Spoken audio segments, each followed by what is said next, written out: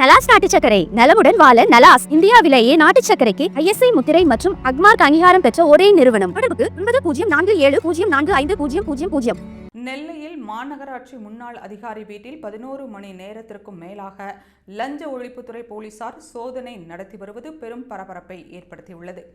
நெல்லை பெருமாள்புரம் வைகரை தென்றல் நகர் பகுதியைச் சேர்ந்த பிலிப் அந்தோணி ராஜ் இப்போது கோவில்பட்டி நகராட்சியில் உதவி செயற்பொறியாளராக பணியாற்றி வருகிறார்.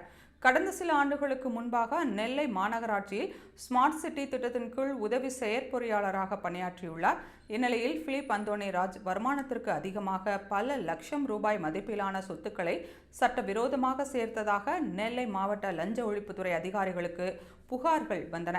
இதையடுத்து இன்று நெல்லை மாவட்ட லஞ்ச ஒழிப்புத்துறை அதிகாரிகள் இன்ஸ்பெக்டர் ராபின் சிங் தலைமையில் பிலிப் அந்தோணி ராஜுக்கு சொந்தமான வைகரை தென்றல் நகர் பகுதியில் உள்ள அவரது வீட்டில் காலை 7 மணி முதல் மாலை 5 மணி வரை சோதனை நடத்தி வந்தனர்.